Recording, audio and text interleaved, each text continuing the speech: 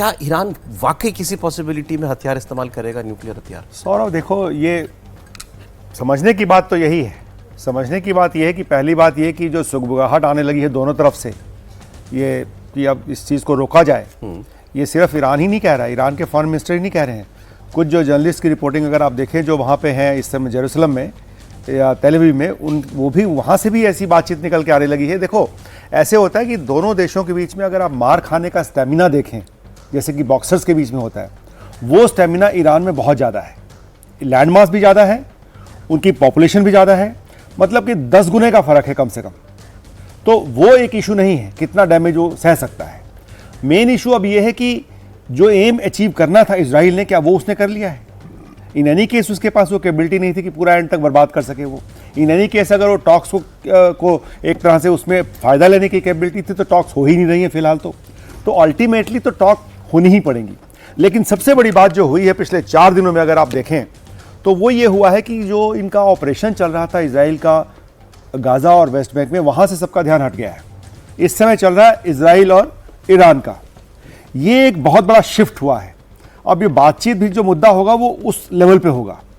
और बार बार ये भी रिपोर्ट्स आ रही हैं कि उनके जो एसेट्स हैं, जो ग्राउंड एसेट्स हैं ईरान के, वो डिग्रेड हुए हैं, बर्बाद नहीं हुए हैं।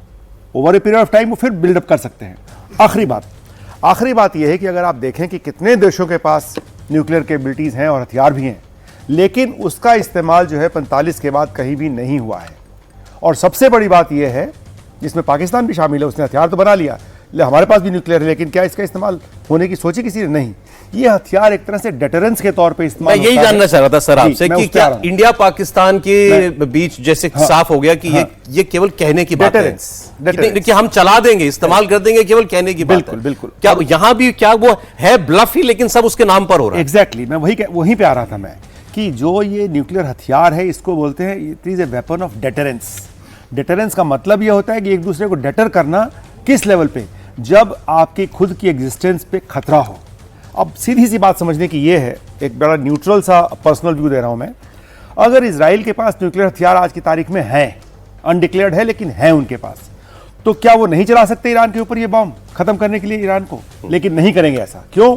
ये उन्होंने अपने एग्जिस्टेंशियली थ्रेट को रोकने के लिए, खत्म करने के लिए हथियार बना लिए हैं और रख लिए हैं।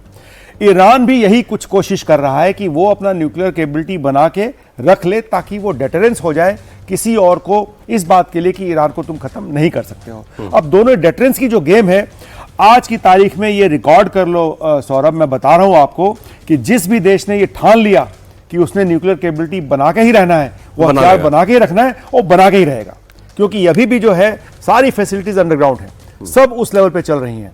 और जिस देश ने, अगर पाकिस्तान जैसे देश ने सोचा, जिसके पास कुछ भी नहीं था और भुट्टो ने बोला हम घास खाएंगे लेकिन न्यूक्लियर हथियार बनाएंगे, देखो बना लिया ना। और पाकिस्तान जैसे देश हैं जिनकी वजह से ही और देश बना पाते हैं। तो इसलिए अब ईरान के प्रोग्राम में पता नहीं कितना रोल है। तो मुझे मेरा ये मानना है कि वो अगर उसने सोच लिया है, कितनी भी टॉक्स हो जाए, कितनी भी डिग्रेडेशन हो जाए, कुछ भी हो जाए, आने वाले समय में वो भी अपने एग्जिस्टेंस एक स्टेटमेंट और है ईरान के विदेश मंत्री का, अब्बास अरागची का। ये कह रहे हैं कि ईरान पर ये युद्ध जबरदस्ती थोपा गया है और इससे पूरी दुनिया पर गलत असर पड़ेगा। ये पर्शियन गल्फ की बात कर रहे थे। एक आखिरी बात, सिर्फ एक आखिरी बात न्यूक्लियर उस पे, कि जिसने यूरेनियम उस ग्रेड तक बना लिया है जो कि हथियार के लिए अब वो काबिल है, हथियार बनने के लिए, मतलब फिसाइल मटेरियल तैयार हो गया वहां तक। IAEA के जो सेफगार्ड्स हैं वो भी ये कहते हैं कि ऐसी फैसिलिटीज पे हमला करके इनको बर्बाद करना खतरे से खाली नहीं है, इसलिए कि न्यूक्लियर रेडिएशन का खतरा उतना ही बढ़ जाता है जितना कि इसके हथियार के इस्तेमाल में बनता है। मैं पूछने वाला था, लेकिन ये तो खुलेआम हमले हो रहे हैं न्यूक्लियर इंस्टॉलेशंस पर। देखिए ऐसा है कि ये जो बात है कि इजराइल ने जो हमला किया है, तो जो मोमेंट ऑफ वो चूज़ किया गया है, वो इसलिए चूज़ किया गया है कि इस वक्त करने से हम इसको कंटेन कर सकते हैं। थोड़ा सा बैकग्राउंड जानना ज़रूरी है सौरभ उसके लिए। 2010 में इजराइल ने एक ऑपरेशन ओलंपिक गेम्स किया था। उसका पर्पस क्या था? उन्होंने बक किया था उनके सेंट्रीफ्यूजल जो पंप्स हैं उनको, और वो रनअवे फिनोमेना हुआ था। उससे उनकी कैपेबिलिटी टू इनरिच यूरेनियम वो 2-3 साल पीछे चली गई थी। इस बार भी जो उसका वो हो रहा है, इजराइल का जो इम्पैक्ट है और जो वॉर कर रहे हैं, उनका पर्पस है इस चीज़ को, जो जनरल साहब ने बोला कि आप खत्म नहीं कर सकते हैं, लेकिन इसको पीछे कर सकते हैं, 10 साल 12 साल जो भी, उसी को ये करना चाहते हैं। अब दूसरी बात ये उठती है कि अगर इनके पास लॉन्चिंग डिलीवरी मैकेनिज्म नहीं है, जो जनरल मेस्टर ने बताया कि अगर वो कहूटा से लॉन्च भी करना चाहते हैं तो इजराइल आउट रेंज्ड है, उनके रेंज में नहीं है। उसी तरीके से ये है कि अगर ये चाहते हैं कि हम लॉन्चिंग मैकेनिज्म को डैमेज कर दें, आपने देखा आज की खबर आई है, पहले इन्होंने मिलिट्री लीडरशिप को खत्म किया, फिर न्यूक्लियर लीडरशिप को खत्म किया, और उस लीडरशिप में किसको खत्म किया? चीफ ऑफ IRGC को खत्म किया, चीफ ऑफ एयर डिफेंस को खत्म किया और चीफ ऑफ इंटेलिजेंस को खत्म किया। तीनों बड़े इंपॉर्टेंट हैं। उसके बाद न्यूक्लियर साइंटिस्ट को खत्म किया, अब लॉन्चिंग मैकेनिज्म खत्म किया। मोसाद ने जो एयर डिफेंस नेटवर्क का उसको नीचे ही खत्म कर दिया, और आप देख रहे हैं वहां पर ट्रकों में बॉम्ब्स वगैरह फट रहे हैं। इसका मतलब जनता में ये बात फैलाई जा रही है कि ये नहीं चलेगा। तो अगर उन्होंने ये अचीव किया तो उसके बाद अब आप देखिए इनको सामान कौन देता है। अगर इनके पास हाइपरसोनिक वेपन्स बन रहे हैं, जो ग्लाइड इनका वो बना री एंट्री, वो कहां से आया? वो एरोनॉटिक्स इनके पास नहीं है, वो चाइना से आया है।